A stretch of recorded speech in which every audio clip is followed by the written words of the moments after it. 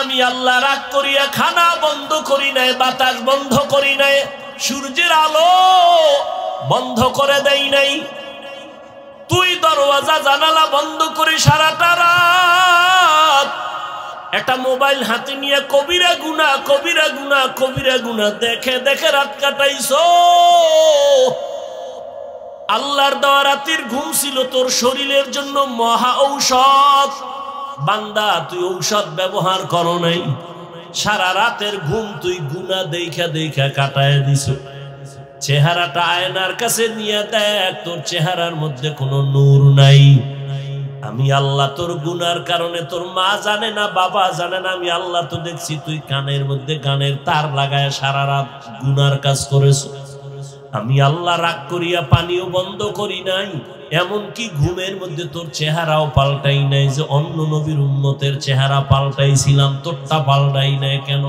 আমার মায়ার নবীর উম্মত, এই জন্য পাল্টাই নাই। তুই আমার মায়ার নবীর উম্মত।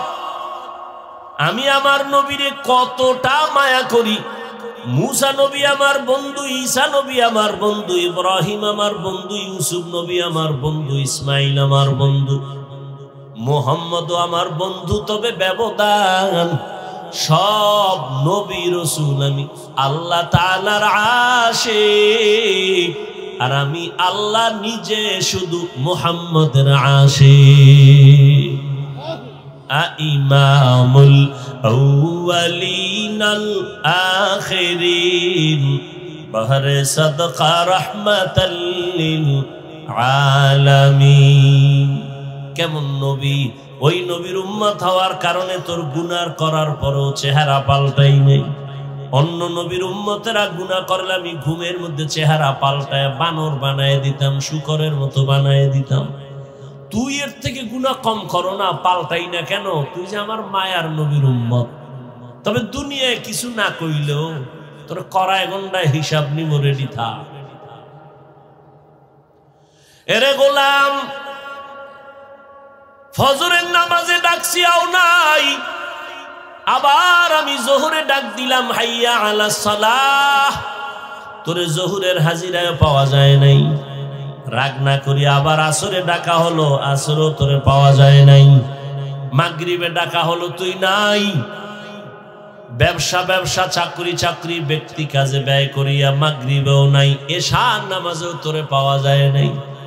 আমি আল্লাহ রাগ এখনো করি নাই, বরং আমি আল্লাহ এবার নিজে রেডি হয়ে গেছি, তোরে ডাকতে আমি আসতেছি।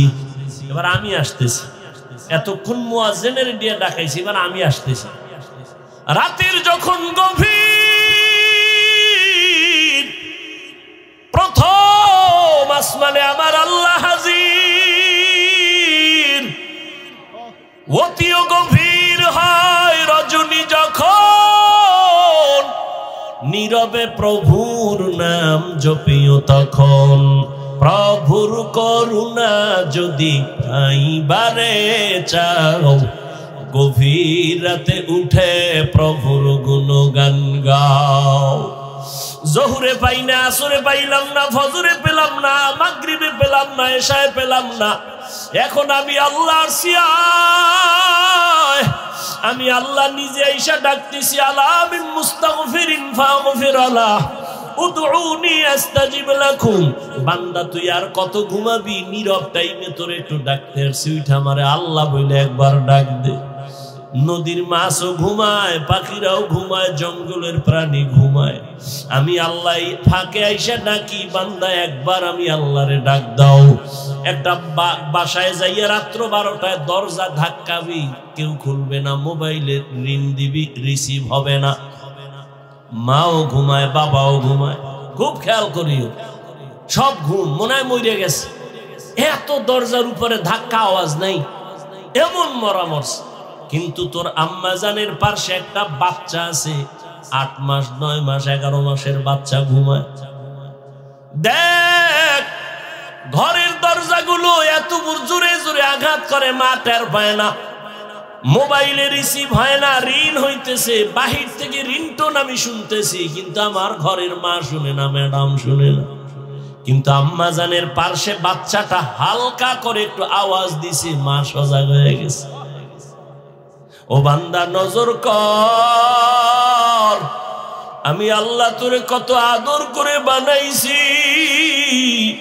আমি আল্লাহ তোরে ভোর রাত্রে এমন একটা রাত্র নাই যে আমি আইসা তোরে ডাকি না। তোর কি প্রয়োজন বল, তোর টাকা নাই বল, তোর গুনাহ করছো আমার কাছে বল, ভোর রাতে আমি আল্লাহরে ডাক দে। ওরে একটা বাচ্চা যখন মাকে আম্মু বলে ডাক দেয়, যত ঠান্ডা থাক না কেন, কাঁচা ঘুমেও যদি মা থাকে, বাচ্চা যখন আম্মু কয়া ডাক দিছে, মায়ের ঘুম ভেঙে গেছে। বাচ্চা কয় আম্মু আমি বাথরুমে যাব। মাত্র মা ঘুমাইছে, কাঁচা ঘুম, মা সব ফালাইয়া বাচ্চা নিয়ে বাথরুমে, বাবা তো ঘুমায়, কোনো খবর নেই। আল্লাহ বলেন দেখ তোর মা আসল কাঁচা ঘুম বাদ দিয়ে তোর একটা ডাক শুই না তাড়াতাড়ি বাথরুমে নিয়ে গেছে। আইসা মা শুইছে, আবার আর একটা বাচ্চা ডাক দিছে, আম্মু আমার গরম লাগে কাঁথা দাও, ঠান্ডা লাগে কাঁথা দাও, লেপ কম্বল দাও। মা আবার ওই বাচ্চার আবদার পূরণ করে। ওই মায়ের থেকে তো 99 গুণ মায়া আমি আল্লাহর বেশি। ও বান্দা তুই জীবন ভর অন্যায় করিয়া যদি একবার মুহাব্বতে ডাক দাও আল্লাহ, ওরে বাচ্চার ডাকে যদি মার কলিজা ঠান্ডা হয়, মায়া জন্মায়, আমি আল্লাহরে যদি একবার আল্লাহ বলে ডাক দাও, আমার কেন মায়া হবে না? আমি তো আলাদা কোনো সন্তান জন্ম দেই নাই, কারো থেকেও জন্ম আমি নেই নাই। ও বান্দা এত আদর করে তোরে বানাইছি, আমি আল্লাহ তোর ব্যবসা চাকরি লেখাপড়া বন্ধ করে বলি নাই আমারে ডাক দে। বান্দা তুই ঘুমাবি ঠিক, তবে ভোর রাতের ঘুম তোর স্বাস্থ্যের জন্য ক্ষতি ক্ষতি ক্ষতি। এই যে রাতের ঘুম শরীরের জন্য খোদার কসম শরীরের মহা ঔষধ ফ্রি। তবে চিকিৎসা বিজ্ঞানীরা লিখেছে, গুগলে আকাম করো কা মোবাইলে, ভালো করার তো মোবাইলে বহুত অপশন আছে, নাই? আজকে গুগলে সার্চ দিবি, ব্রেন নিয়ে সার্চ দে, ইউটিউবে সার্চ দে ব্রেন কি, এই খালি ব্রেন নিয়ে গবেষণা ইউটিউব দেখবি, তোর 1 মাস লাগবে এটা বুঝতে। এবার কাগজ কলমে লিখবি ব্রেনের কতটা অপশন আছে ভেতরে, এগুলো কিভাবে কিভাবে তৈরি। চিকিৎসা বিজ্ঞানীরা সবগুলো ডিটেলস গুলো ভিডিও আকারে দিয়ে দিছে। আকাম দেখো কেন? এগুলো দেখে জ্ঞান বাড়াইতে পারো না? জীবনে কি নিয়ে মরবি? বরদোয়া, মায়ের বরদোয়া, বাবার বরদোয়া, শিক্ষকের বরদোয়া, এই শুধু মোবাইলকে কেন্দ্র করে তোর জীবনটা চূড়ান্ত নষ্ট করে ফেললি। না মা তোরে ভালো জানে, না বাবা ভালো জানে, না শিক্ষক ভালো জানে, না আলেম ভালো জানে। তুই এখন মরলে তোর মাও খুশি মনে মনে, যেন একটা বালা মুসিবত দূর হয়ে গেছে। কারণ এই ছেলের চরিত্র এত খারাপ যে কোথাও গিয়া লজ্জায় মুখ দেখাতে পারি না। তুই মরে যাবি, তোর মা খুশি। এবার বুঝ তোর কপাল কত খারাপ। জীবনে কি অর্জন করেছ? মা বাবার বরদোয়া, শিক্ষকের বরদোয়া, এই শুধু মোবাইলকে কেন্দ্র করে বেয়াদুবি বেয়াদুবি বেয়াদুবি। না চরিত্র আছে তোর, না লেখাপড়া আছে, কিচ্ছু নাই। এই মোবাইল দেখতে দেখতে চোখের পাওয়ার শেষ, কিডনি শেষ, হার্ট শেষ, বিবেক শেষ, চরিত্র শেষ। গুগলে সার্চ দে, হুজুরের কথা তো মানবি না, তোর কপাল খারাপ। গুগলে সার্চ দে, চিকিৎসা বিজ্ঞানীরা ডিটেলস লিখে দিছে টাচ মোবাইলে শরীরের কোন কোন অঙ্গের ক্ষতি হয় দেখ। এরপরও দেখবি ইউটিউবে কোরআন তেলাওয়াত দেখতে পারো না? মক্কা মদিনার ইমামের তেলাওয়াত শুনবি, দিল ঠান্ডা হবে, একসময় চোখে বানিয়ে আসবে। মানুষের এই দেহ নিয়ে গবেষণা করতে পারো না যে মানুষটারে কেমনে আল্লাহ বানাইছে? চিকিৎসা বিজ্ঞানীরা অধিকাংশ এগুলি দেখে মুসলমান হয়ে যায়। এজন্য আল্লাহ কোরআন শরীফে বলছে, তুমি আমি আল্লাহকে কই খুঁজো, অফি আনফুসিকুম আফালা তুবসিরুন, নিজের মধ্যে খোঁজ, আমি আল্লাহর পরিচয় পেয়ে যাবে। এজন্য বহু বৈজ্ঞানিক এই মানুষের গবেষণা করে করে করে করে করে করে মুসলমান হয়ে গেছে। খালি ব্রেন নিয়ে গবেষণা করো, হার্ট নিয়ে গবেষণা করো, দেখবা তোমার চোখ খুলে যাবে। ভিন্ন নেশা করো কেন? কি হতে চাও বলো? রাস্তার পাগলও তো নিজের ভালো বুঝে, তুমি তার থেকেও খারাপ। তোমার তো একটা গন্তব্য নির্ণয় করে চলা উচিত, তুমি কই যাবা, তোমার টার্গেট কি? একটা টার্গেট নিয়ে চলো। তোমার তো কোনো টার্গেটই নাই, উদ্দেশ্য নাই, চলতেছো খাইতেছো বাবারটা। আল্লাহ না করুন যুবক, আল্লাহ বিবেক দিছে, বিবেক দিয়ে একটু বলো তো, আল্লাহ না করুন যদি আজকে বাবা মরে যায়, টোটাল সংসারের হিসাবটা তোমার মাথায় চলে আসবে, আসবে না? এবার তুমি কেমনে সংসার চালাইবে? আছে কোনো চিন্তা তোমার?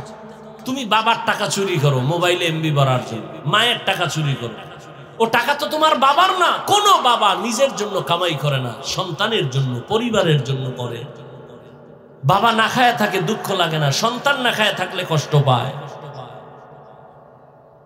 বাবা না ঘুমাইলে কষ্ট নাই, সন্তান না ঘুমাইলে কষ্ট পায়। প্রত্যেকটা পুরুষ জীবন পণে কষ্ট করে, ঘাম ঝরায়, ঘুম মারে, শুধু সন্তানের শান্তির জন্য, পরিবারের শান্তির জন্য। না বুঝে ঘরের মহিলা, না বুঝে সন্তানগুলো। যদি বুঝতো, কোন স্ত্রী স্বামীর সম্পদ খেয়ানত করত না, কোন সন্তান বাবার টাকা চুরি করত না। অথচ করতেছো, মূলত নিজের সম্পদ নিজে নষ্ট করতেছো। একটা কথা লিখে রাখো, ভুলে গেলে আবার ক্ষতি হবে, বলে যাই লিখে রাখবা। যেই সম্পদ, মূল সম্পদ যে কামাই করে বাবা, ওখান থেকে যদি স্ত্রী বা সন্তান খেয়ানত করে, কোটি টাকা কামাই করলো, ওই সংসারে কোনোদিন বরকত হবে না, আল্লাহর কসম। তাহলে তুমি তোমার সম্পদ নষ্ট করো। বাবাই মরে গেলে তো তুমিই মালিক। একটা মহিলা চিন্তা যদি করতো, স্বামী মরে গেলে তো আমার, তাহলে আমি কেন এই সম্পদ খেয়ানত করি? এই চিন্তাই তো নাই। গুনাহের পথে সম্পদ ব্যয় করে নিঃস্ব হয়ে যায় সন্তান, খবর না। জীবনে কি অর্জন করেছে? আমি যে এতক্ষণ বয়ান শুনাইছি তোমাগো যুবকদেরকে বলছি, আমি কি একবারও বলছি আমি পাস করলি পড়ছি তোরাও পড় নাইলে জাহান্নামে যাবে? বলছি? আমি কওমি মাদ্রাসার সন্তান, তুমি কওমিতে যাও, না হয় জাহান্নামে যেতে হবে, বলেছি? আমি তাবলিগের লাইনের সন্তান, আমি পীরের মুরিদ, একবারও বলছি তুমি তাবলিগ আর পীরের কাছে না গেলে ধ্বংস? বলি নাই। কি বলি এবার শুনো। তাহলে আমি কি বলতে চাই? আমি টুপি মাথায় দেবা এটা বলি নাই, হুজুর হও তাও বলি নাই, কওমি মাদ্রাসায় যাও তাও বলি নাই, তাবলিগে যাও তাও বলি নাই, গেলে ধ্বংস হবা না গেলে ধ্বংস হবা তাও বলি নাই। যাও আলহামদুলিল্লাহ। তবে আমি মূল কথা বলতে চাই কি শুনো। তুমি স্কুলে পড়ো, কলেজে পড়ো, আলহামদুলিল্লাহ, কেউ দোয়া না করলে আমি দোয়া করি তোমার জন্য। তুমি স্কুলেই পড়ো, ছাড়বা না স্কুলের পড়া, কলেজ ছাড়বা না, খবরদার। এটা আমার ব্যক্তিগত তোমার উপরে অপিনিয়ন। আমি তোমাকে দোয়া করতেছি, এখানের লোকগুলো আমিন বলবে, কবুল হবে, আমি শুধু দোয়া করি। তুমি স্কুলে পড়ো, ধন্যবাদ তোমাকে। কলেজে পড়ো, ওই পড়া ছাড়বা না। চাকরিজীবী ভাই, চাকরি করো, ছাড়িও না। যারা ব্যবসা করো, করো ব্যবসা, দোয়া করি, ছাড়িও না। তুমি ব্যবসায়ী হও, চাকরিজীবী হও, ডাক্তার হও, ইঞ্জিনিয়ার হও, প্রফেসর হও, ছোট্ট দাবি বেয়াদব হবা না। আমার ওয়াজ তোমার জন্য এতটুকুই, বেয়াদব হবা না। যদি ডাক্তার হইয়া বেয়াদব হও, তাসলিমার মতো জুতা খায়া দেশ থেকে পালাতে হবে। অতএব ডাক্তার হও, তবে ডাকাত হয় না, বেয়াদব হয় না। বলবে বেয়াদব মানি, তিনটা পয়েন্টে বেয়াদবি চূড়ান্ত, করলেই তোর ধ্বংস, খোদার কসম ধ্বংস হবেই হবে তোর জীবন। তিনটে স্থানে বেয়াদবি করলে, মা বাবা, শিক্ষক, ওলামায়ে কেরাম। মা বাবার সাথে বেয়াদবি করবি, আল্লাহর জাতের কসম তুই মরার আগে পঙ্গু হয়ে যাবে, তোর কপালে শান্তির মরণ হবে না। শিক্ষকের সাথে বেয়াদবি করবি, তোর বিদ্যার জগৎ থেকে তুই রাস্তার পাগল হয়ে যাবে। আমি বহু পাগল দেখছি রাস্তায় শীতের দিনে হাঁটে, ল্যাংটা, কিন্তু ইংলিশে কথা বলে। ভাবতাম, অনেক আগের কথা, ভাবতাম পাগল কেন ইংলিশ বলে, পাগল কেন আরবিতে কথা বলে। আমি দেখেছি, আল্লাহ সাক্ষী, কি পাগল হয়ে কি ইংলিশ শিখলো? না, ভেবে ভেবে বহুদিন পরে আমার দিলে আসলো, না, এ পাগল হয়ে ইংলিশ শিখে নাই, আরবি শিখে নাই, স্কুলের ভালো ছাত্র ছিল, বেয়াদবি করে পাগল হয়েছে।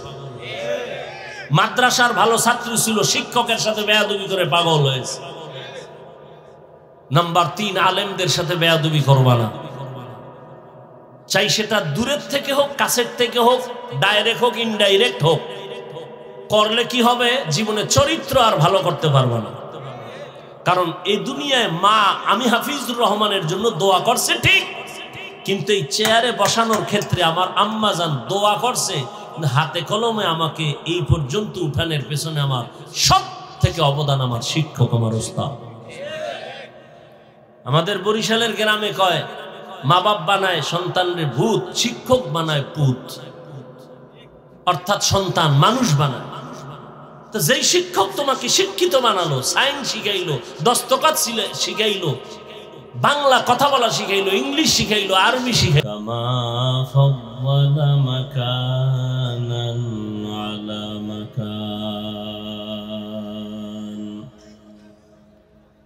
ওয়া ইনসানান আলা ইনসান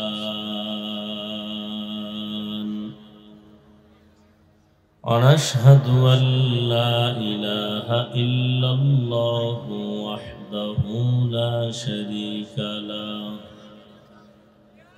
لا ضد له ولا ند له ولا مثل له ونشهد أن سيدنا ومولانا محمدا عبده ورسوله أرسله بالحق بشيرا ونذيرا وداعيا إلى الله بإذنه وسراجا منيرا اللهم صل على محمد النبي الأمي وعلى آله وسلم تسليما وبعد فأعوذ بالله من الشيطان الرجيم بسم الله الرحمن الرحيم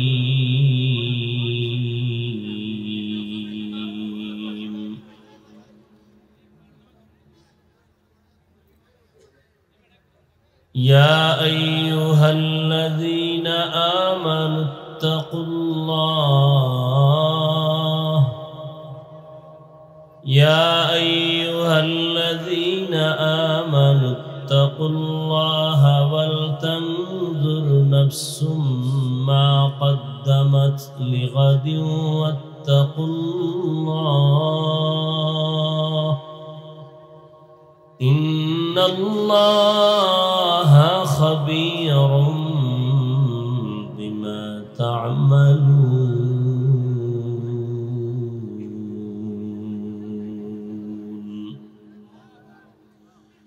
وقال النبي صلى الله عليه وآله وسلم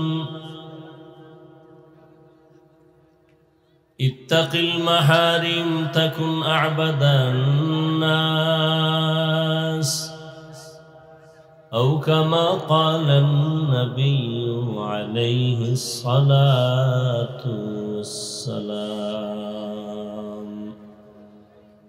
صدق الله مولانا العظيم صدق رسوله النبي الأمي الكريم ونحن على ذلك من الشاهدين والشاكرين والذاكرين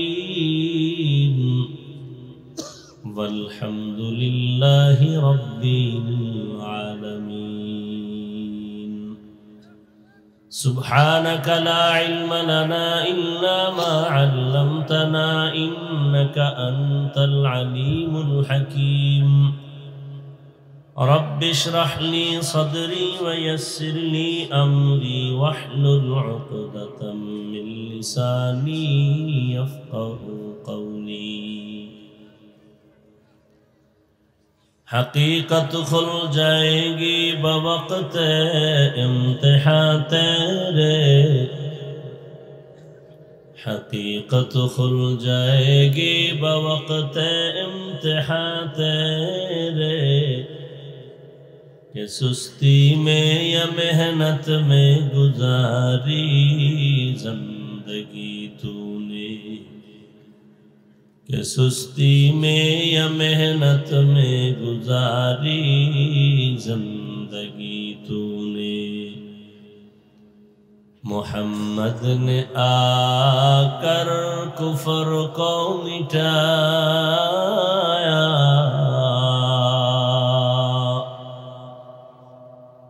मोहम्मद ने आकर कुफर को मिटाया, कुफर को मिटाकर सदाक़त बताया, कुफर को मिटाकर सदाक़त बताया।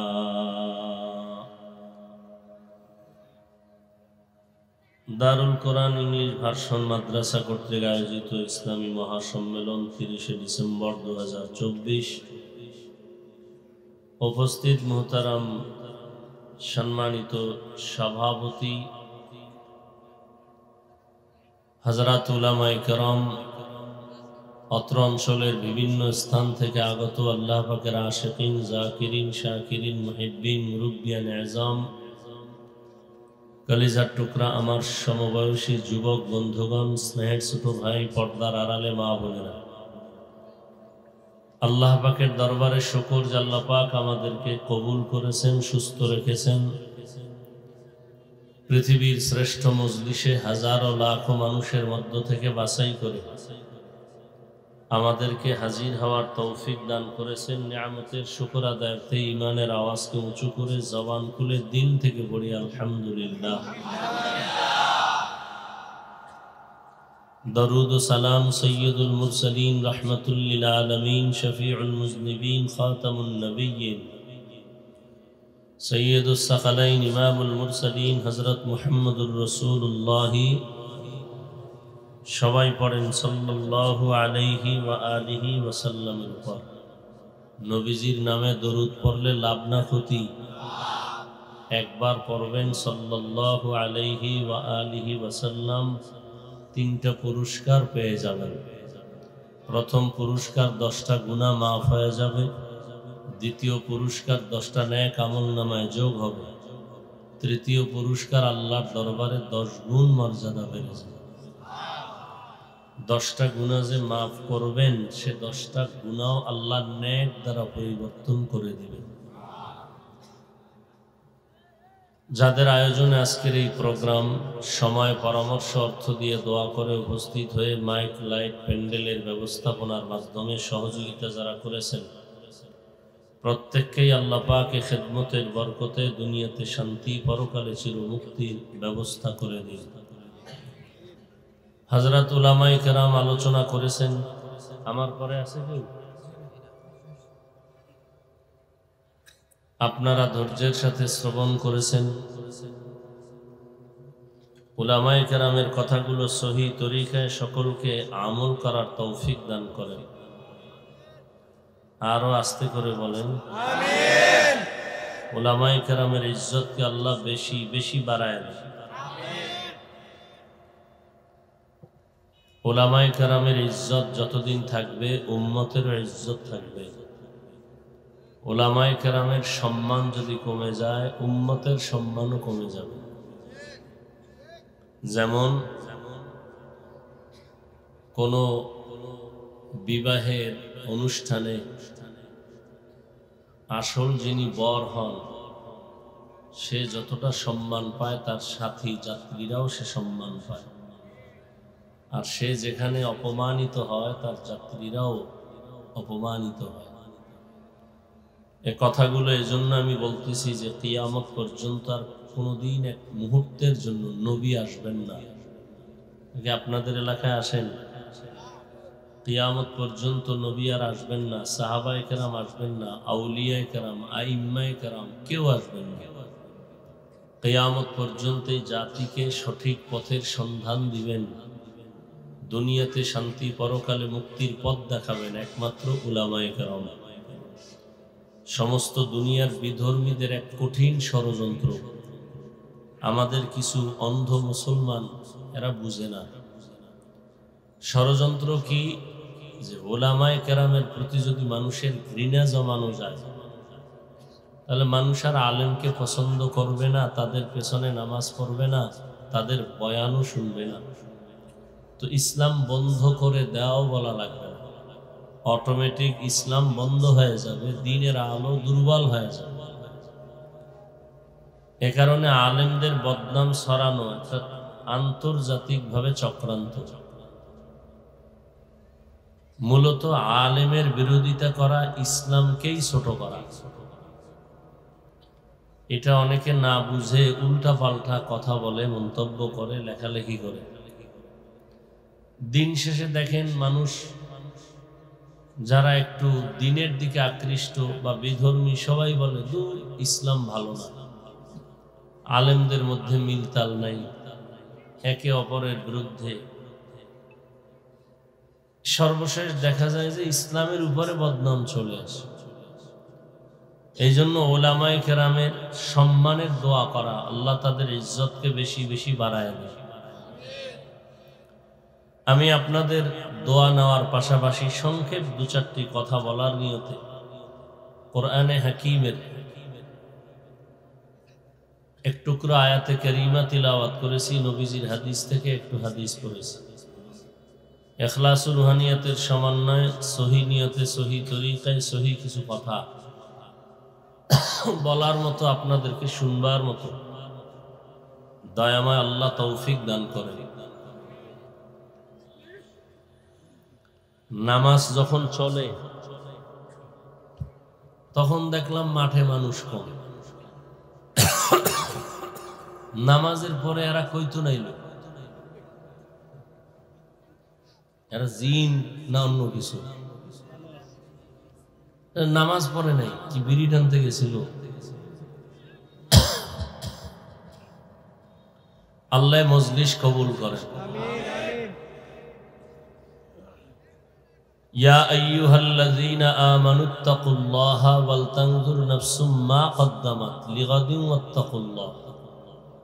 আল্লাহ বলেন, হে দুনিয়ার মুমিন, তোমরা আল্লাহকে ভয় করো, তাকওয়া অর্জন করো, এবং ভবিষ্যৎ তোমার একটা জিন্দেগি আছে, ওই জীবনের জন্য খেয়াল করো তুমি কি সঞ্চয় করেছো, কি অর্জন করেছো। ওয়াত্তাকুল্লাহ, আবার আল্লাহ বলেন আমাকে ভয় করো। ইন্নাল্লাহা খাবীরুম বিমা তা'মালুন, তুমি যা করো এ বিষয়ে আল্লাহ সম্মুখ অবগত। আল্লাহর অজানা কিছু নাই। দুনিয়ার সকলকে ফাঁকি দেওয়া সম্ভব, আল্লাহকে ফাঁকি দেওয়া সম্ভব। নবীজি বলেন, ইত্তাকিল মাহারিম তাকুন আবাদান নাস, আল্লাহর নিষিদ্ধ জিনিস থেকে নিজেকে বাঁচাও তো মানুষের দরবারে আল্লাহ মর্যাদা বাড়ায় দিবেন। দুনিয়াতে আসছি, একদিন যেতে হবে। যাওয়ার কোন দিনটা আমার নির্দিষ্ট করা আল্লাহ তা লিপিবদ্ধ করে এরপরে পাঠিয়েছেন। আসার পরে লেখেন নাই, লেখার পরে পাঠিয়েছেন। তো বিদায় হতেই হবে, চাইলেও থাকা যাবে না। ভাই ইকো কমাও, ইকো হয় কেন? চাইলেও থাকা যাবে না, যেতে হবেই। হিসাব দুইটা, কি রেখে যাব, কি নিয়ে যাব। যদি কিছু রেখে যেতে চাই তাও দুনিয়াতে অর্জন করতে হবে, সাথে কিছু নিতে চাইলেও দুনিয়ার থেকে অর্জন করতে হবে। আর দুনিয়া মাজরাতুল আখিরা, দুনিয়া হলো আখিরাতের ফসল কামাইয়ের জায়গা। দুনিয়া আল্লাহ কেন দিছেন? আখিরাতের কিছু সম্বল সঞ্চয় করার কাজের জন্য। মূলত দুনিয়া কোনো কাজের জন্য না, দুনিয়া আমাদের জন্য না।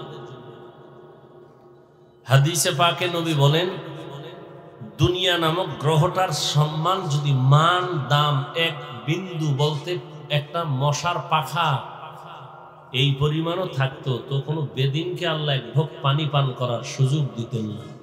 অর্থাৎ এই দুনিয়ার দাম আল্লাহর কাছে মোটেও নেই। তো দুনিয়ায় পাঠাইলেন কেন?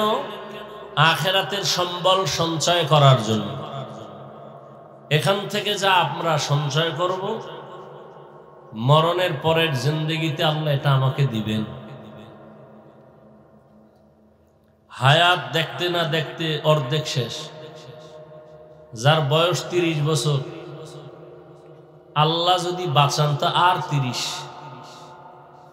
কারণ উম্মতে মুহাম্মদীর হায়াত গড়ে 60 থেকে 70, এর বেশি না। তাহলে 30 বছর যার হায়াত শেষ, আর বাকি 30 আল্লাহ বাঁচাইলে বাঁচবে। কিন্তু এই 30 বছরে অর্জন কি করছেন? আমার কলিজার যুবক বাবারা এমন কিছু অর্জন করছে যে বাকি 30 বছরও বিফল। এমন কিছু অর্জন করছে এই 30 বছরে যে আল্লাহ যদি আরো 30 বছর বাঁচায় রাখেন তো এই 30 বছরও নষ্ট। মানি মুসলমানদেরকে দুনিয়া থেকে ঈমান হারা করার জন্য চতুর্মুখী ষড়যন্ত্র চলতেছিল, চলতেছে, চলবে। আমরা বুঝি না। বাংলাদেশে দাঁড়ায় কোনো বেঈমান ইহুদি খ্রিস্টান কোনো হিন্দু বলে নাই সকালের মক্তব বন্ধ করে দাও, কেউ বলে না। কিন্তু এমন আকাম করছে, এমন অপকৌশল করেছে, এমন চূড়ান্ত চক্রান্ত করেছে যে মুয়াজ্জিন যখন আজান দিতে উঠে ঠিক সেই টাইমে মা উঠে তার বাচ্চাকে কেজিতে পাঠাবার জন্য। তো এখন সকালবেলা স্কুলে নিতে হবে সন্তানকে, বই ফ্রি, নাস্তা ফ্রি, গাড়ি ফ্রি। বলা লাগে নাই মক্তব বন্ধ করে দাও, অটো বন্ধ হয়ে গেছে। কিন্তু আমাদের ব্রেন খুব দুর্বল, অনেক ভালো কিন্তু কাজে লাগাই না। দুনিয়ার সমস্ত বিধর্মীদের থেকে মুসলমানের ব্রেন, জ্ঞান, মেধা খুব তাজা। এর মধ্যে আবার 40-এর মধ্যে যাদের মেধা আছে, বয়স আছে, তাদেরটা আরো তাজা। বয়সের কারণে তাদের মেধা একটু দুর্বল। কিন্তু আমার যুবকরা গুনাহ করতে করতে করতে করতে চরিত্র, মেধা সব নষ্ট করে ফেলেছে। দুনিয়ার সব বিধর্মীরা মোবাইল হাতে দিয়ে দিচ্ছে। হুজুরের হাতেও মোবাইল, যে হুজুর না তার হাতেও মোবাইল। হুজুর তো গান দেখবে না, তো হুজুরের কেমনে এই আকামে ঢুকান যায়, তার ইবাদত ক্ষতি কেমনে করা যায়? হুজুর তো গান দেখবে না, মেয়ে দেখবে না, তো কি করা যায়? কয় যে ইউসুফ জুলেখার নাটক বানাও, ফেরাউন আর নমরুদের নাটক বানাও। এই নাটক দিয়া এবার হুজুরদের আটকায় দিছে। হুজুর এখন ইউসুফ জুলেখার নাটক দেখে। আজান হয়ে গেছে, হুজুর নামাজ আসতেছে, এই একটু বাকি। কি দেখেন আপনি? না, হারাম কিছু দেখি না। কি দেখেন? ইউসুফ নবীর কাহিনী দেখতেছি। বাস, তার অন্তরে ঢুকছে, এটা গুনাহ না। এভাবে দেখতে দেখতে একদিন জামাত শেষ, আর একদিন তার নামাজ কাজা হয়ে গেছে। এক পর্যায়ে এভাবে নষ্ট হতে হতে সে ঈমান আর আমল থেকে অনেক দূরে। যদি এই হয় আমার হুজুরের হালাত, তো আমার উম্মতের হালাত কি হবে? আমি শুরুতেই বলছি, এই জাতি আর কোনোদিন নবী পাবে না, সাহাবী পাবে না কোনোদিন, আর ওমর, ওসমান, আলী কোনোদিন আইম্মায়ে কেরাম, ইমাম বুখারী, ইমাম মুসলিম, ইমাম তিরমিজি পাবে না। এই জাতি ইসলাম চিনবে, আল্লাহ চিনবে, জান্নাত চিনবে আলেম দিয়ে। এই জন্য আলেমের উপরে টার্গেট, এদের সম্মান কমাও, এদেরকে বিতর্কিত বানাও। আল্লাহ হেদায়াত দান করুন। আর ক্যামেরা তো ওপেন করাই আছে। হ্যাঁ, একজনে হাত দিছে আমারে সালাম দেওয়ার জন্য, আমি লঙ্গি বিনতেছি, ফট করে হাত দিয়ে ফেলাইছে। এমনকি আমি লঙ্গি ছাইড়ে দিয়ে হাত বাড়ামো, সে তো হাত দিয়ে ফেলাইছে। আর একজনে ফাট করে ছবি তুলে ফেলাইছে। কি হইল? হুজুর এই ব্যক্তির সাথে মুসাফা করে নাই, অহংকারী। আমার এই বদনামটা ছড়াইল কে? কোনো হিন্দু, কোনো বেঈমান?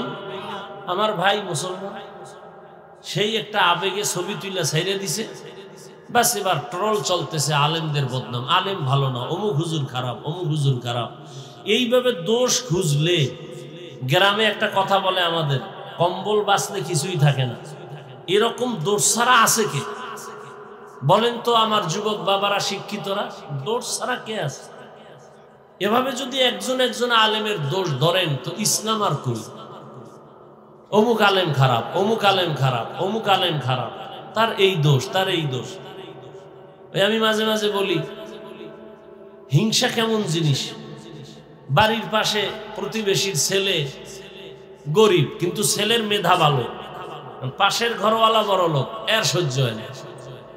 একজনে কয়, সাহেব অমুকের ছেলে তো এখন ক্লাস 8-এ উঠে গেছে, দূর বাদ দাও, ও জীবনে কাজে লাগবে না, ও লেখাপড়া কি করবো, পরীক্ষায় পাশ করতো না। ফাইনাল পরীক্ষার রেজাল্ট যখন বের হয়ে গেছে, খবর পাইছে যে সে golden A plus. Sir golden A plus, বাদ দাও, গোল্ডেন পাইলে কি হবে, ওর জীবনে আর চাকরি হবে না। এক পর্যায়ে লেখাপড়া শেষ করে চাকরিও হয়ে গেছে। স্যার চাকরিও হয়ে গেছে, চাকরি থাকলে কি হবে, বেতন থাকবে না। শুনে না, বেতন হাই স্কেল, কিছুদিন পর কয় বেতন পাইলে কি হবে, বেশি দিন টিকবে না। এই হিংসার দাবানলে সব আমরা আটকায় গেছি। গীবত করতে করতে করতে করতে করতে করতে প্রত্যেকটা মানুষের মুখ দুর্গন্ধময় হয়ে গেছে। এই পরিমাণ দুর্গন্ধ যে মেসওয়াক কেন, ব্রাশ কেন, কোনো মেডিসিনে আর মুখের দুর্গন্ধ যাবে না। কারণ গোশত খাইলে মুখে ব্রাশ করা লাগে না, তো গোশত খাইতেই আছে, খাইতেই আছে, খাইতেই আছে, কোনোদিন মুখ ধোয় না। অনবরত গোশত খায়। কির গোশত খায়? মরা ভাইয়ের গোশত। জেন্দারটা খাইলে তুই তো মরাটা, মরা ভাইয়ের গোশত খায় বয়ে বয়া। নবীজি বলেন, এক সাহাবী বদনাম করতেছে, গাই আরে খেলাও দাও, যে দাঁত খুশে, কয় না ওইটা নিয়ে দাঁত খুশো কেন, কয় গোশত ঢুকছে দাঁতে। কয় ইয়া রাসূলুল্লাহ, আমি 1 মাস হয়েছে গোশতের লগে দেখা নাই, মাত্র গোশত খাইলা। বলে ইয়া রাসূলুল্লাহ, তার মানি? বলে এই যে তুমি অমুকের বদনাম বললা, আল্লাহর কোরআন মরা ভাইয়ের গোশত খাওয়ার সমতুল্য, খেলাল করো। আল্লাহর রাসূল বলছেন গীবত এটা জিনা করার থেকেও মারাত্মক। ইয়া আইয়ুহাল্লাযীনা আমানু ইজতানিবু কাসীরাম মিনাজ-যন ইন্না বা'যাজ-যন্নি ইসমুন ওয়া লা তাজাসসু ওয়া লা ইয়াগতাব বা'যুকুম বা'যা আইয়ুহিব্বু আহাদুকুম আন ইয়াকুলা লাহমা আখিহি মাইতান ফাকারিহতুমুহু ওয়াত্তাকুল্লাহ ইন্নাল্লাহা তাওয়াবুর রহিম।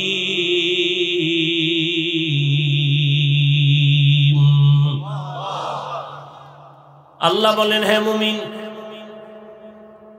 তোমরা খারাপ ধারণা থেকে নিজেকে বাঁচাও। এমন কিছু খারাপ ধারণা মানুষকে চূড়ান্ত গুনাহের রাস্তায় নিয়ে যায়। আল্লাহ নিজে বলেন, এই মুমিন, তোমরা কি পছন্দ করো তোমাদের মরা ভাইয়ের গোশত খাবা? আল্লাহ বলেন নিজেই, ফাকারিহতুমু, না তোমরা পছন্দ করো না, তো আত্তাকুল্লাহ, আমি আল্লাহকে ভয় কর। আমি আল্লাহর ভয় অন্তরে জমা করে গীবত থেকে নিজেকে বাঁচাও। প্রত্যেকটা মুহূর্ত গীবতে আমরা পেছায় গেছি, ঘরের মধ্যে, বাইরে, দোকানে, রিকশায়, গাড়িতে, অল টাইম গীবত। মারাত্মক কবিরা গুনাহ। শুধু কি তাই, গীবতের মারাত্মক একটা ক্ষতি হলো, যে ব্যক্তি যার গীবত করে তার গুনাহ তার আমলনামায় চলে আসে। না, মারাত্মক একটা ক্ষতি।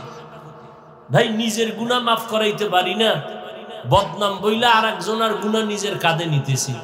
মুসলমান হিসেবে তো চিন্তা করা উচিত। ইয়া আইয়ুহাল্লাযীনা আমানুত্তাকুল্লাহা ওয়াল তানজুর নাফসুম মা কদ্দামাত লিগাদুন ওয়াত্তাকুল্লাহ। আল্লাহ বলেন, হে মুমিন, তোমার হায়াতের সীমানা বাধা নাই, তবে মরণের সীমানা আমি আল্লাহ দিয়ে দিয়েছি। কোন দিন তোমার মরণ হবে আমি আল্লাহ লিখেছি। বাঁচার কোনো সিদ্ধান্ত নাই রে গোলাম, একদিন আমার দরবারে আসতেই হবে। কি নিয়ে আসবা, কি রেখে আসবা, চিন্তা করো, হিসাব মিলাও। এরে নবীর উম্মত আশিক, আল্লাহ পাক রব্বুল আলামিন বলেন, আখিরাতের চিন্তা অন্তরে নিয়ে যদি কোনো আমল করতে চাও, আল্লাহর ভয় তাকওয়া অর্জন করা ছাড়া এটা সম্ভব হবে না। এজন্য আল্লাহ কোরআন নাজিলের শুরুতেও বলেন তাকওয়া, কোরআনের শেষেও বলেন তাকওয়া। যালিকাল কিতাবু লা রাইবা ফীহি হুদাল লিল মুত্তাকিন। আল্লাহ বলেন, আমি কোরআন অবতীর্ণ করেছি একমাত্র মুত্তাকি যারা তাকওয়াওয়ালা তাদের হেদায়েতের জন্য। যাদের মধ্যে আল্লাহর ভয় নাই তাদেরকে কোরআন হেদায়েত করবে না। কোরআন নাজিলের শেষ আল্লাহ তাকওয়ার বয়ান করেন, ওয়াত্তাকু ইয়াওমান তুরজাউনা ফীহি ইলাল্লাহ। ভয় করো ওই দিন সব মানুষ যখন আল্লাহর আদালতে ফিরে যাবে, প্রত্যাবর্তন করবে, পালানোর কোনো সুযোগ হবে না।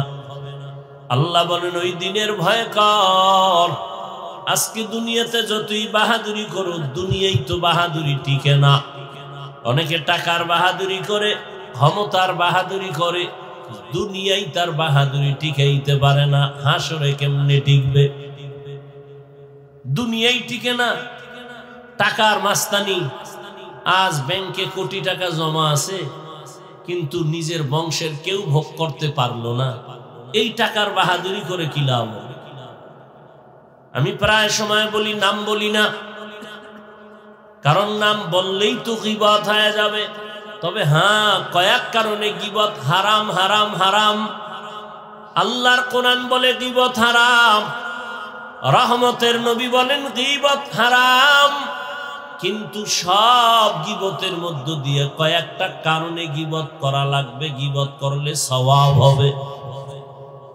কয়েকটা কারণের এক কারণ, যদি কেউ ইসলামের ক্ষতি করতে চায় আর যদি উম্মতেরা সেটা অনুভব করতে না পারে, যারা ক্ষতি করবে তাদের নাম নিশানা নিয়ে মানুষকে সতর্ক করলে গীবত হবে। গীবত করলেও সওয়াব, ইসলামের স্বার্থে, ব্যক্তি স্বার্থে না, ইসলামের স্বার্থে। আল্লাহর বান্দা টাকার অভাব নাই, কয়েক ভাই মিলে টাকার পাহাড় গড়ল। মনে হয় যেন তাদের টাকায় বাংলাদেশ জিন্দা হয়, তাদের টাকায় সরকার চলে। কিন্তু কপাল বড় খারাপ, এত টাকাওয়ালা কয়েক ভাই এমন অন্যায়ের রাস্তায় চলে গেল। মা কয়েকদিন আগে মারা গেছে, এক ভাইও মায়ের জানাজায় উপস্থিত হতে পারে নাই। এই টাকা, এই বাহাদুরি করে কি লাভ হবে যে মায়ের জানাজায় যেতে পারলো না? কেন? চাইলে পারতো, যায় না কেন? যে জানাজায় গেলে মাইর খাইবো, ফিডা খাইবো। এই পরিমাণ তাদের চরিত্র ভালো। আল্লাহ হেদায়েত দান করুন। এরে আল্লাহর আশিক, আল্লাহ তাআলা দুনিয়া আমাদের পাঠাইছেন আখিরাতের সম্বল সঞ্চয় করো। দুনিয়া নামক গ্রহটার কোনো মূল্য নাই। বিউটি পার্লারে গিয়ে অনেক কালো মানুষ সাদা হয়ে গেছে, এই সাদা দেইখা পাগল হইও না। অনেক কালো মানুষও সাদা হইয়া বিবাহের সিঁড়িতে বসে। বোকা অনেকে বুঝে না, কিছুক্ষণ পর চেহারায় রৌদ্র লাগে, পানি লাগে, আর সাদা থাকে না, সুন্দর থাকে না। দুনিয়া নামক এই সুন্দর বিউটি পার্লারের মতোই দেখা যায়। চক্ষু দুইটা বন্ধ হয়ে যাবে।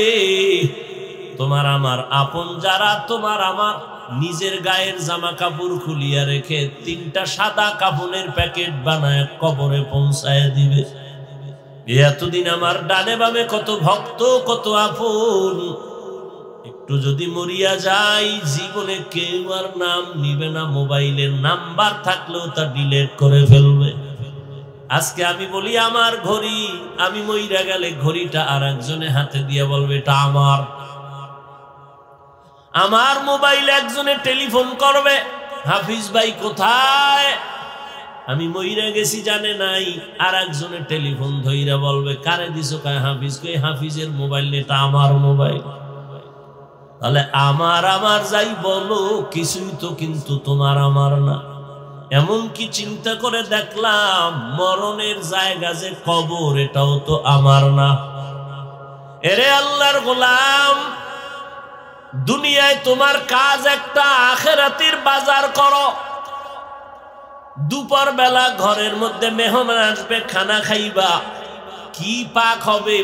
কোম্পানিগঞ্জ বাজারে যাও, মুরাদনগরে যাও, মাধবপুরে যাও, কসবা যাও, বাজার করে নিয়ে আসো। দুপুরে মেহমান আসবে, আপনি বাজারে চলে গেলেন, বাজারে গিয়া ইলিশ মাছ কিনলেন, রুই মাছ কিনলেন, গুড়া মাছ কিনলেন, অনেক তরি তরকারি কিনিয়া বাসায় দিলেন, রান্না হয়ে গেল।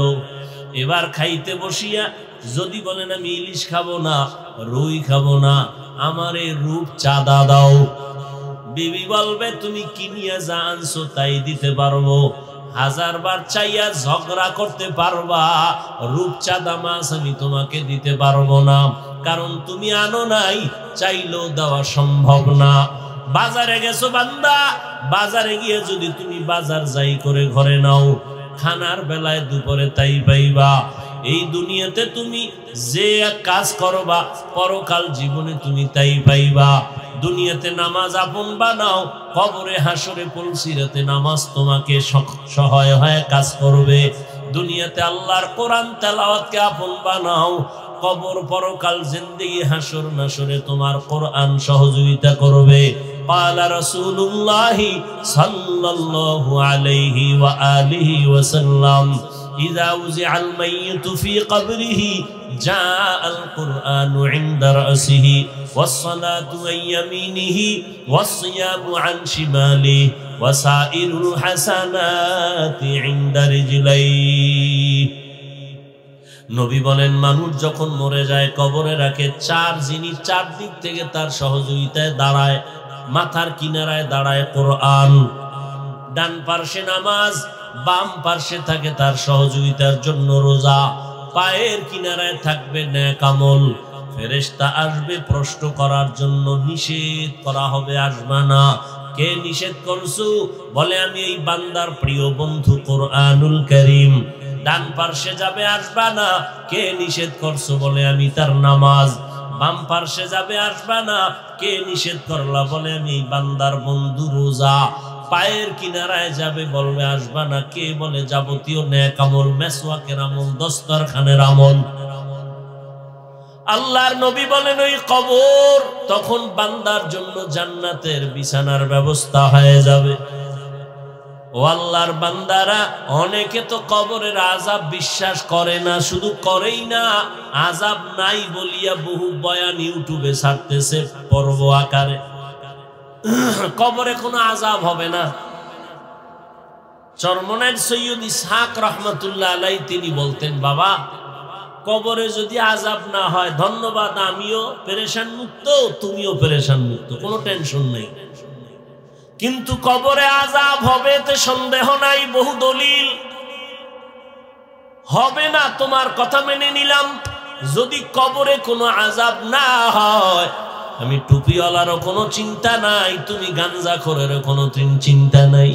কিন্তু কবরে গিয়া যদি দেখো নামাজ না পড়ার কারণে আযাব হয়, বলো বাবা সেই দিন তোমার উপায় কি হবে, আমার উপায় কি হবে? আর আযাব হওয়ার তো দলিল প্রমাণ অভাব নাই। রহমতের নবী হাঁটতেছেন, পেছনে সাহাবায়ে কেরাম হাঁটতেছেন। হঠাৎ নবী দাঁড়ায় বলেন, ও সাহাবায়ে কেরাম দাঁড়াও, ওই যে কবর দেখো, কবরের মধ্যে আযাব চলতেছে, তাড়াতাড়ি আমরা একটু দোয়া করে দেই, কবরের আযাব যেন মাফ হয়ে যায়। নবী দোয়া করলেন, এরপরে কবরের আযাব মাফ হয়ে গেল। আমাদের জাতি ভাইদের মধ্যে একদল প্রশ্ন করেই ফেলবে, হাফিজ ভাই ধন্যবাদ আপনাকে, আজকে নবী কবরের আযাব দেখে দোয়া করলেন, তাহলে আপনারা কেন নবীরে গাইবের মালিক মানেন না? নবী যদি গাইব নাই জানে, কবরের আযাব দেখলেন কিভাবে? প্রশ্নকারীরা আছে না, এ নিয়ে কিলাকিলি করবে, তো নামাজ পড়বে না। তুমি নামাজ নাই, রোজা নাই, হালাল হারামের ভেদাভেদ নাই, তোমার এই সমস্ত বিষয় নিয়ে তর্ক করার তো কোনো সুযোগই নাই, অধিকারই নাই। একটা মুসলমানের সবথেকে বড় পরিচয় নামাজ। নবী বলেন বাইনাল আবদি ওয়া বাইনাল কুফরি তারকুস সালাহ। বেঈমান আর মুমিনের ব্যবধান হলো নামাজ। বেঈমান নামাজ পড়ে না, মুমিনেরা নামাজ ছাড়ে না। আল্লাহ বলেন বান্দা দুনিয়াতে তোরে পাঠাইলাম, আখিরাতের সম্বল অর্জন কর। তোর দুনিয়াতে চলার জন্য যা প্রয়োজন সব আমি আল্লাহ অগ্রিম আয়োজন করে দিলাম। দুনিয়াতে চলতে তোর পানির প্রয়োজন আমি আল্লাহ ফ্রি দিয়ে দিলাম, কোনো বিল লাগবে না। দোকান থেকে এক বোতল মাম কিনতে যাও, আধা লিটার 15 টাকা 20 টাকা তোমার টাকা দিতে হবে। আমার আল্লাহর দেওয়া পানি কি পরিমাণ ফ্রি ভোগ করেছো, কয় টাকা বিল দিয়েছো? ও বান্দা, আল্লাহ বলেন দুনিয়াতে চলতে তোমার প্রয়োজন আলো, আমি আল্লাহ সূর্য দিয়া চাঁদ দিয়া ফ্রি ভাবে তোমার আলো সার্ভিস দিয়ে দিলাম, কোনো বিল চাই নাই। দুনিয়াতে চলতে তোমার বাতাসের প্রয়োজন আমি ফ্রি করে দিলাম, কোনো বিল লাগবে না। ও বান্দা, তোমার চলার জন্য রাস্তার প্রয়োজন দিলাম, খানার প্রয়োজন তাও আয়োজন করলাম। আমি আল্লাহ গর্তের পিপিলিকেরও খানা দেই, নদীর মাছেরও খানা আমি দেই, উড়ন্ত পাখির খানা দেই, জঙ্গলের প্রাণীর খানাও আমি দেই। বান্দা, তোর খানা কেন আমি দিব না? বরং সারা দুনিয়ার যত প্রাণীর খানা দেই, সব থেকে প্রিয় খানা এবং হালাল পিওর খানা তোমার জন্য আমি ব্যবস্থা করেছি। মানুষের খানা এত সুস্বাদু, এত পিওর এবং কাবার করে দিয়েছেন যেন নষ্ট না হয়। তুমি ভাত খাবা, চালের দরকার, কাবার লাগাই দিছেন। তুমি রুটি খাবা, গমের দরকার, কাবার দিয়ে দিছেন। তুমি যে কোনো ফল খাও, কাবার থেকে ছুটায় এরপরে খাও, সবগুলো কাবারে আটকায় দিছেন। তোমার জন্য আল্লাহ সব করলেন। বলো গোলাম, তুমি আল্লাহর জিন্দেগির জন্য, পরকালের জন্য আল্লাহর মহব্বতে কি করেছো? সারা রাত একটা কুকুরের দিকে তাকাইয়া দেখো,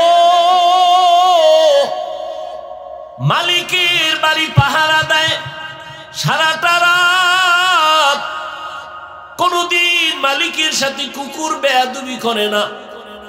একটু বলবানি রে যুবক বাবা, ওই কুকুর সারা রাত পাহারা দিয়ে বেতন কত পায়?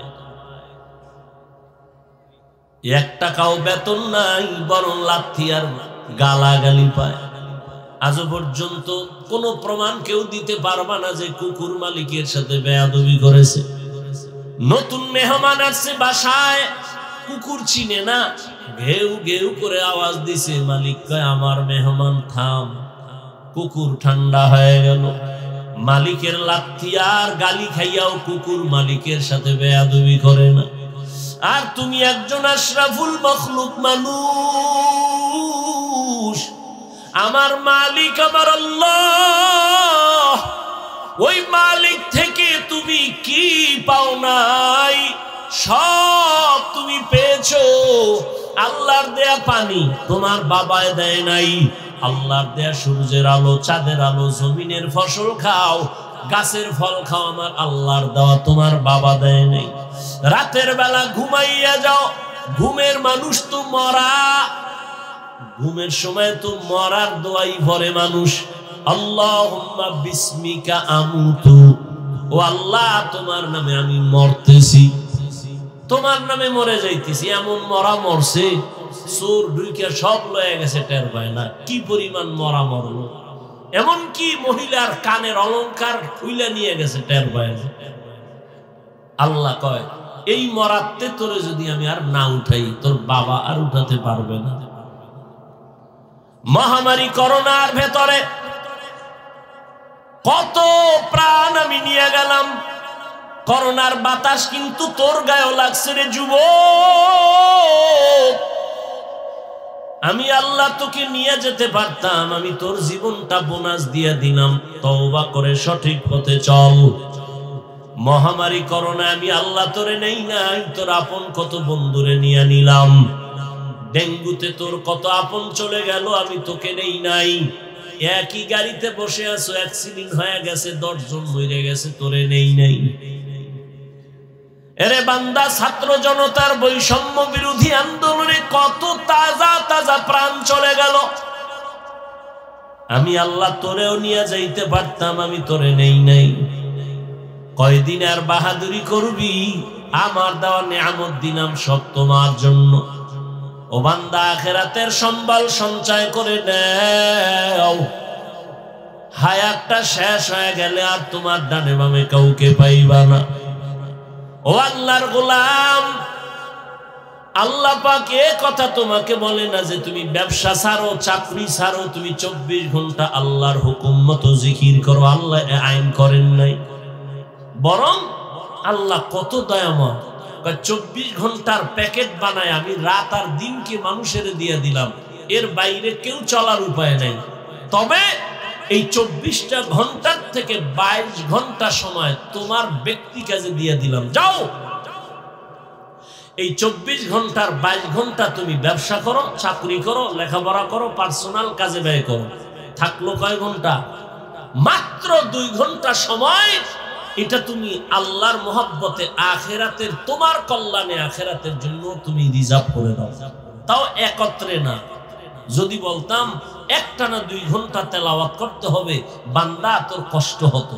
আমি যদি বলতাম 1-2 ঘন্টা একসাথে নামাজে দাঁড়াতে হবে, তোমার কষ্ট হতো। আমি আল্লাহ 22 ঘন্টা তো আলাদা দিয়েই দিলাম, বাকি যে 2 ঘন্টা এটা আমার জন্য না, তোমার কল্যাণে আখিরাতের অ্যাকাউন্টে জমা রাখবা। তাও একত্রে না, ভাগ করে দিছি, যাতে তোমার ব্যবসার ক্ষতি না হয়, চাকরির ক্ষতি না হয়, লেখাপড়ার ক্ষতি না হয়। বলে তা কেমনে? ফজরের 4 রাকাত নামাজে 20 মিনিট দাও। এরপরে তুমি আবার দোকানে চলে যাও, দীর্ঘ টাইম দোকানদারি আর অফিস করে আবার জোহরের 10 রাকাত নামাজে তুমি আবার 20 মিনিট দিয়ে আবার দোকানে যাও, অফিসে যাও।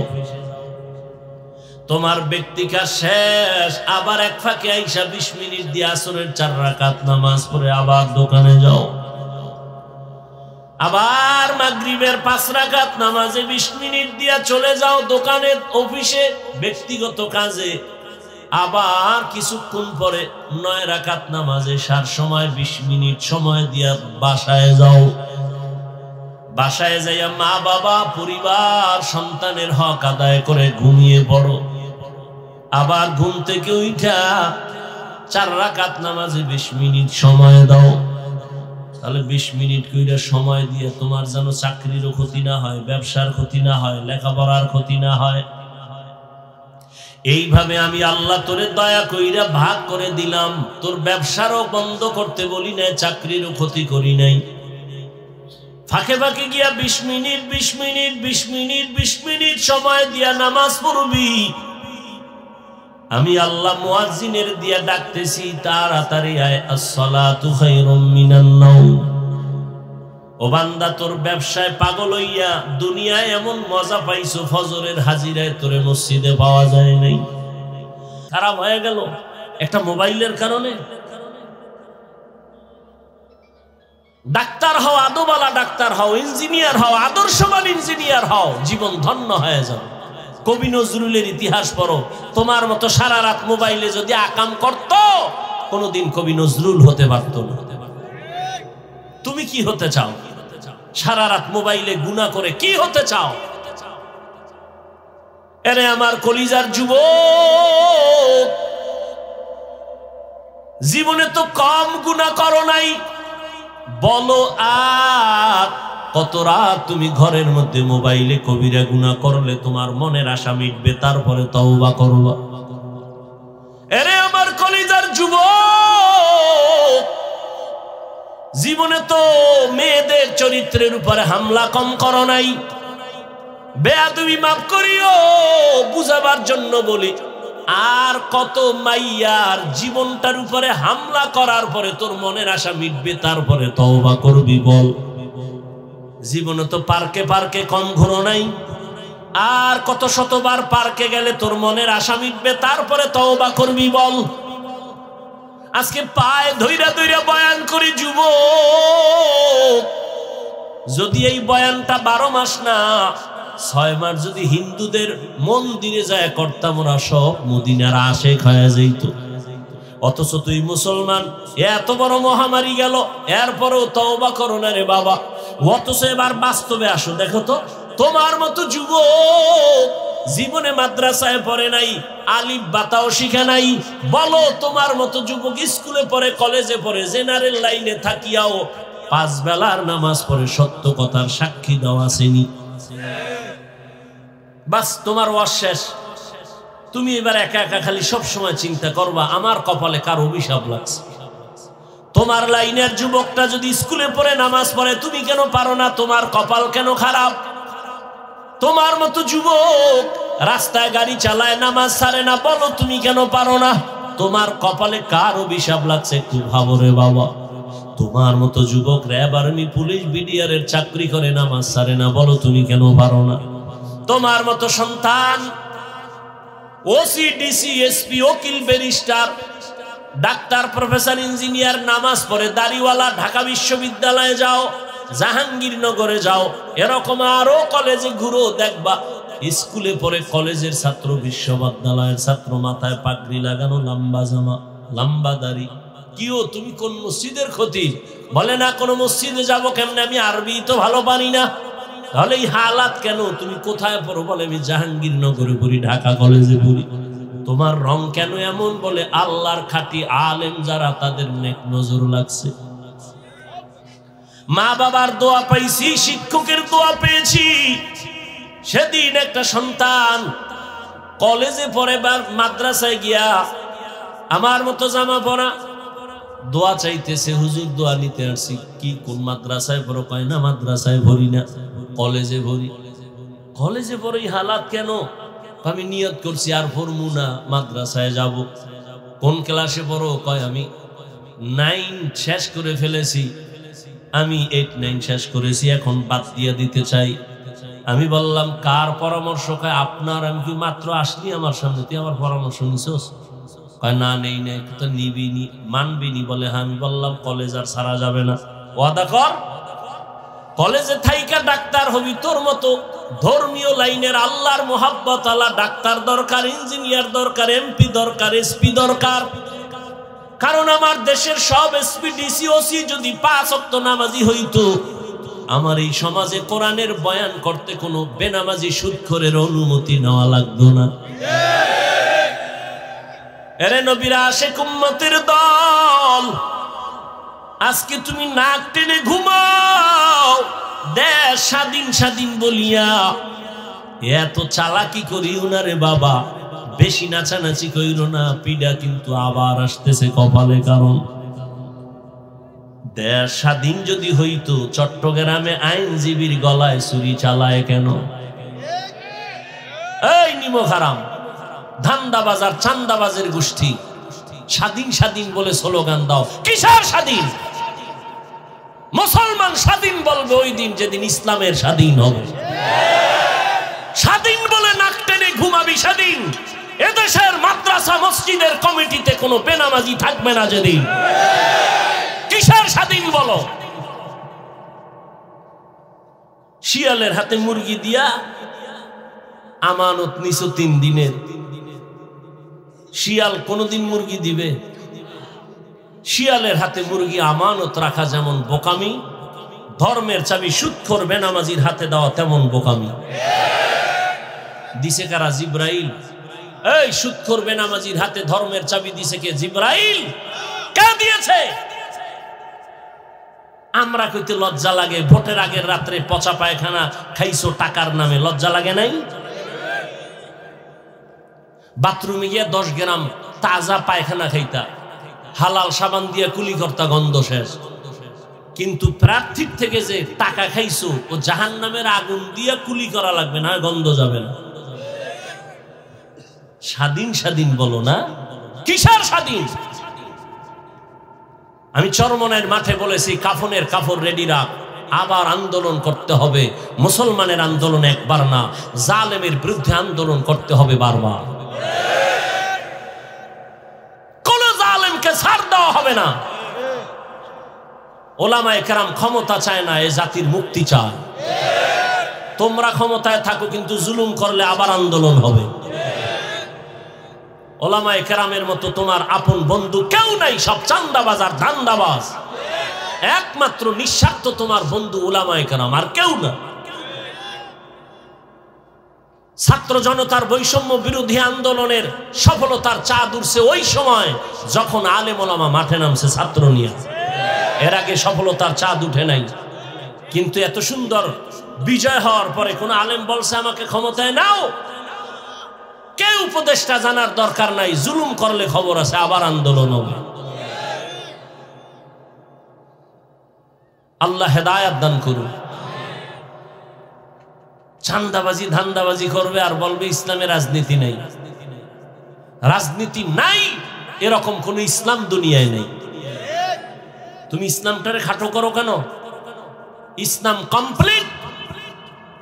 পৃথিবীতে তোমার জীবনের প্রত্যেকটা পরতে পরতে ইসলামের দিক নির্দেশনা আছে। তুমি পরিবার কেমনে চালাইবা, নবীর আদর্শ সেখানে নাই। আঙ্গুলের নখগুলো কেমনে কাটবা, চুল কেমনে রাখবা, কেমনে কাটবা, জুতা কেমনে পরবা, সেখানেও নবীর আদর্শ। নবী নিজে রাষ্ট্র চালায় দেখাইলেন, আবু বকর রাষ্ট্র চালাইলেন, ওমর ওসমান আলী রাষ্ট্র চালাইলেন, সুলাইমান নবী গোটা দুনিয়া চালাইছেন। এ ঘটনা কোরআনে নাই। ইউসুফ নবী মিশরের অর্থমন্ত্রী ছিল, কোরআনে নাই। কেন বলো কোরআনে রাজনীতি নাই? হ্যাঁ, তোমার পচা রাজনীতি নেই। মানুষ জবাই করো, বাড়ি ঘরে আগুন জ্বালাও, এগুলো ইসলামে নাই। ইসলামে আছে মালিক যেই প্লেটে খাবে গোলাম ওই একই প্লেটে খাবে। ইসলামে আছে কর্মচারী কাজ করবে, ঘাম ঝরার আগে বেতন দিয়ে দাও। আর চান্দাবাজি ধান্দাবাজির রাজনীতি হলো বেতন পাবি না, আন্দোলন করবি, পুলিশের ভিড়া খাবি, বেতন পরে খাবি। এরে নবীরা আশা করে যুবক। এই জন্য আমি বারবার বলি আমার সমাজের যুবক যদি লাইনে চলে আসো, গোটা দুনিয়াটা লাইনে চলে আসবে। যুবকের পাওয়ার দেখো নাই 5 তারিখ? কথা কয় না। যুবকের পাওয়ার আছে, তবে এই পাওয়ারটা কায়েম কামিয়াব হবে না যদি উলামায়ে কেরামের নেক নজর না থাকে। তোমার মেধা দিয়া গোটা দুনিয়া আলোকিত করে নাও, চরিত্র সুন্দর করে আগাও। মনটাকে বুঝাই, ওরে মন আমার কপাল কেন এত খারাপ। আমার মতো যুবক স্কুল কলেজে পড়ে, চাকরি করে, ব্যবসা করে, যদি 5 বেলার নামাজ পড়তে পারে, আমি কেন পারি না? আমার কপাল কেন খারাপ? ও আল্লাহর বান্দারা, তোমার মতো যুবক রাস্তায় গাড়ি চালায়, শ্রমিকের কাজ করে, নামাজ ছাড়ে না, বলো তুমি কেন পারো না? ও পর্দার আড়ালের আম্মা জানেরা, এতক্ষণ আপনাদের সন্তানদের যত বয়ান শুনাইলাম, এগুলো বাস্তবায়নের জন্য আপনার দোয়া লাগবে, অবদান লাগবে। মা বাবার অবদান ছাড়া এগুলো কোনোদিন বাস্তবায়ন সম্ভব না। এ দুনিয়ায় যত ভালো ভালো সন্তান আছে সব হলো মায়ের দোয়ার কারণে। গাছ ভালো হলে তো ফল ভালো হবে, মায়ের আদর্শ ভালো হলেই তো সন্তান ভালো হবে। খাজা মঈনুদ্দিন চিশতি আজমিরি রহমাতুল্লাহ আলাইহি মদিনাতুল মুনাওয়ারা থেকে ভারতে আসছেন কালেমার দাওয়াত নিয়ে। আজমিরে এখন তার মাজার পড়ে আছে। খাজা মঈনুদ্দিনের হাতে ভারতের জমিনে লক্ষ লক্ষ বলে কত, কেউ বলে 90, কেউ বলে 99 লক্ষ বিধর্মী কালেমা পড়েছে। মঈনুদ্দিনের দিলটা খুশি, মায়ের সামনে খুব আনন্দিত, হাসতেছে। আম্মা জান বলে মঈনুদ্দিন এত আনন্দ কেন? বলে মা লক্ষ লক্ষ বিধর্মী আমার হাতে কালেমা পড়েছে। আম্মা জান কয় মঈনুদ্দিন এটা তোর বাহাদুরি না, আমি মায়ের অবদান। খাজা মঈনুদ্দিন চিশতি আজমিরি কয় মা কি তোমার অবদান? মা 2 ফোঁটা চোখের পানি ছেড়ে বলে রে বাবা, তুই যেদিন আমার গর্বে আসছো, আমি মা ওই দিন থেকে যায় নামাজে সারা রাত কাটাইছি। রাতের গভীরে সিজদায় পড়ে কান্না করেছি আর বলেছি, হে মালিক আমার সন্তানটাকে তোমার ওলি বানাইয়া পাঠাইও। শুধু তাই না, তুই যখন দুনিয়াতে আসছ আমি তোরে যতদিন দুধ পান করাইছি, আমি মা আল্লাহর কসম করে বলি 1 ফোঁটা দুধও তোর মুখে বিনা ওযুতে দেই নাই। যেই মা বাচ্চাকে বিনা ওযুতে দুধ পান করায় না, ওই সন্তান ভালো হবে না। তুমি গাঞ্জাখোর কি ভালো হবে? এরে আম্মা জান, আপনারা তো খাজা মুঈনুদ্দিনের মায়ের মতোই তো দামি মা, আপনারা তো সাহাবায়ে কেরামদের মায়ের মতো মা, আপনারা তো আয়েশা রাদিয়াল্লাহু আনহার মতো দামি নারী, ফাতেমা রাদিয়াল্লাহু আনহার মতো দামি নারী, খাদিজা রাদিয়াল্লাহু আনহার মতো দামি নারী। এরে আম্মা জান, কেন পারেন না আপনারা পর্দা করে স্বামীর মাল হেফাজত করবেন?